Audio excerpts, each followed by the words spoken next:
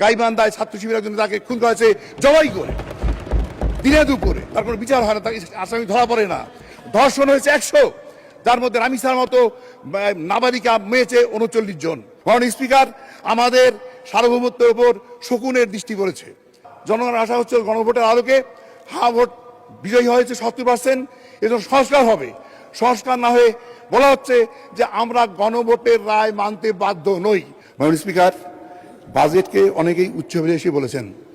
তার প্রেক্ষিতে আমাদের সরকার দলীয় মাননীয় কয়েকজন সদস্য বলছেন এটা স্বপ্ন পূরণের বাজেট, স্বপ্নবাজদের বাজেট। স্বপ্ন দেখা ভালো, তবে যে স্বপ্ন অলিক স্বপ্ন বা দিবা স্বপ্ন বা স্বপ্ন বিলাস, এটা মনে হয় ভালো নয়, এটা ফলাফলও ভালো হয় না। আমার মনে হয় এই বাজেটে যে লক্ষ্যমাত্রাগুলো ধরা হয়েছে অনেকগুলোই আমাদের স্বপ্ন বিলাস। যেমন আমাদের মোট রাজস্ব আয় ধরা হয়েছে 6,95,000 কোটি টাকা, এবং এর মধ্যে এনবিআরকে রাজস্ব আয় দেওয়া হয়েছে টার্গেট 6,04,000 কোটি টাকা। অথচ এটা আমাদের রাজস্ব আয়ের 86.9%। কিন্তু আমরা দেখছি বিগত অর্থ বছরে এপ্রিল মাস পর্যন্ত রাজস্ব আয় করেছে এনবিআর মাত্র 3,26,000 কোটি টাকা। তা 3 লাখ থেকে 6,04,000 কোটি টাকা আদায় করা কীভাবে সম্ভব? এটা মোটেও বাস্তবসম্মত বলে হয়েছে মনে হয় না। এখানে ঘাটতি হবে। এমনিতে আমরা এই বাজেটে 2,43,000 কোটি টাকা ঘাটতি ধরা হয়েছে। এই ঘাটতি এবং এনবিআরের অনাদায়ী ঘাটতি মিলে এই টাকাগুলা কোত্থেকে আসবে? আসার জন্য দুটো পথ। একটা হলো নতুন টাকা ছাপানো। নতুন টাকা যদি ছাপানো হয়, অর্থ ছাপানো হয়, তাহলে এটা মানি সাপ্লাই বাড়বে এবং অর্থনীতির খুব মৌলিক সূত্র অনুযায়ী যখন মানি সাপ্লাই বাড়ে সম্পদের তুলনায়, উৎপাদনের তুলনায়, তখন মুদ্রাস্ফীতি বা ইনফ্লেশন অবধারিত। মুদ্রাস্ফীতি হলে দামের স্তর বাড়বে, সমস্ত দ্রব্যের মূল্য বাড়বে এবং জনগণের কষ্ট হবে।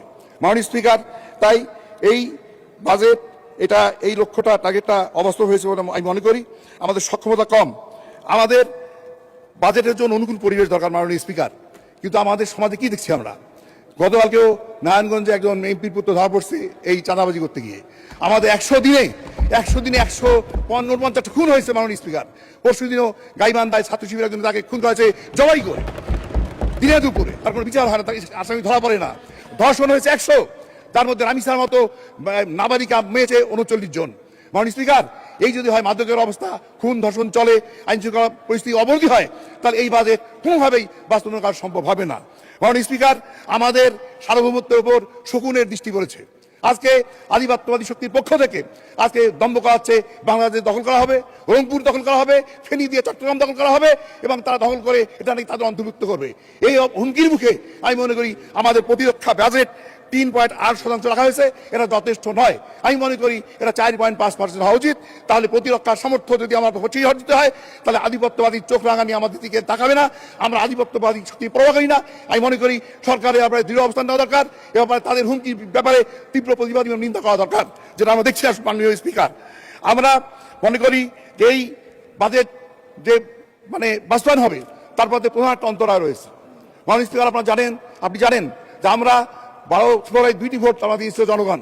এটি ছিল এমপি নির্বাচনের ভোট, আর ছিল গণভোট।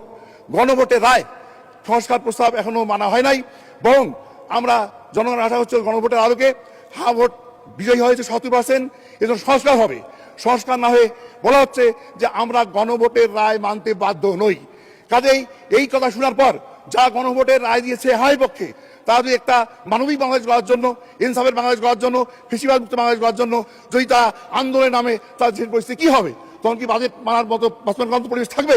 মনে হয় থাকবে না। কাজে আমি মনে করি অবিলম্বে গণভোটের রায় অনুযায়ী প্রয়োজনীয় সংস্কার প্রস্তাব করে জনগণের মানের মধ্যে স্বস্তি ফিরিয়ে আনা উচিত, তাহলেই বাজেট সম্পূর্ণ হবে।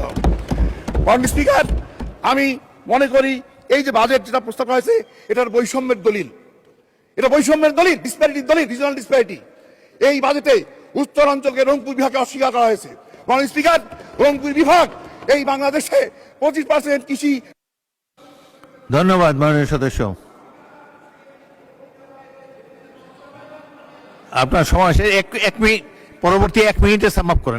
আমার কথা আছে, আসলে please please please 3 minute, please 1 minute, 3 minute then please, 3 minute then please. আচ্ছা 2 মিনিটে বলেন। জি মাননীয় স্পিকার, আমাদের রংপুরে তিস্তা মহাপালিকার মানুষ কাঁদছে অসহায়ের মতো। আজকে তিস্তা মহাপালিকার আলোচনা হয়, কিন্তু এর কোনো বাস্তবায়নের সুনির্দিষ্ট এখানে বরাদ্দ নেই। এই বরাদ্দ দিয়ে অবিলম্বে তিস্তা মহাপরিকল্পনা বাস্তবায়ন করার জন্য আমি দাবি জানাচ্ছি। আমাদের সিটি কর্পোরেশনে একটি দ্বিতীয় বৃহত্তম বাংলাদেশের সেই সিটি কর্পোরেশনে 1 টাকাও এখানে বরাদ্দ দেওয়া হয় নাই। এটা বৈষম্য ছাড়া কিছুই নয়। মনে রাখবেন, এই রংপুর আবু সাইদের রংপুর, যে আবু সাইদের আত্মদানের কারণে আজকে আমরা এখানে সংসদ সদস্য হতে পেরেছি, আপনি স্পিকার চেয়ারে বসতে পেরেছেন। সেই রংপুরকে অস্বীকার করলে রংপুরের মানুষ তা মেনে নেবে না, আমরা মানতে পারি না। রংপুর যদি মনে করে যে তার ন্যায্য অধিকার দীর্ঘদিন বঞ্চিত হচ্ছে, তা রংপুরের মানুষ আর বসে থাকবে না, তা আন্দোলন করবে তাদের ন্যায্য অধিকার আদায়ের জন্য, এবং সেই আন্দোলনে তা অবশ্যই বিজয়ী হবে। আমরা সেই জায়গার লোক যেখানে জাগো ভাই কণ্ঠে সবাই সেই আহ্বান জানিয়ে আমরা সবাইকে আন্দোলনে আহ্বান জানাবো ন্যায্য অধিকার আদায়ের জন্য। মাননীয় স্পিকার, আমার রংপুরে অনেক সমস্যা, মেডিকেল কলেজের ব্যাপারে বারবার বলেছি, সে সমস্যার সমাধান হয়। মাননীয় স্পিকার, মেডিকেল কলেজে অমানবিক পরিস্থিতি বিরাজ করছে। সেখানে অমানবিক একটা স্বাস্থ্য সংকট তৈরি হয়েছে, জনবল নেই। সেখানে 8টা রুগী আসে, ফ্লোরে থাকে, করিডোরে থাকে। আমরা বারবার গিয়েছি, লোকাল এমপিরা গিয়েছেন, সেখানে যন্ত্রপাতি নাই, অকেজো, সেখানে জনবল নেই, সেখানে আপনার কি বলে দালাল চক্রের দৌরাত্ম। এই সমস্ত দূর করার জন্য অবিলম্বে আমি দাবি করছি। মাননীয় স্বাস্থ্যমন্ত্রীকে আমাদের রংপুর মেডিকেল ভিড় করার জন্য সবিধান অনুরোধ করছি। আমাদের এখানে একটা বিশ্ববিদ্যালয়, মেডিকেল বিশ্ববিদ্যালয় হওয়া দরকার, এবং প্রযুক্তি বিশ্ববিদ্যালয় আমাদের ছিল, এটা হাইজ্যাক হয়ে গেছে। এই প্রযুক্তি বিশ্ববিদ্যালয় অবিলম্বে সেখানে পরিচালনা করতে হবে, কৃষি বিদ্যালয় দিতে হবে। রংপুর উন্নয়ন কর্তৃপক্ষ বলা হয়েছে, তার কোনো বরাদ্দ নাই, তার বরাদ্দ দেওয়া উচিত। নন-এমপিভুক্ত সব শিক্ষা প্রতিষ্ঠান ভুক্ত করতে হবে এবং একাডেমিক ভবন নির্মাণ করতে হবে। সদর উপজেলায় উপজেলা কমপ্লেক্স এবং হেলথ কমপ্লেক্স দাবি করছি আমি। আইটি পার্ক এটা ছিল, এটার কাজ বন্ধ হয়েছে, এটা অবিলম্বে শুরু করার জন্য দাবি।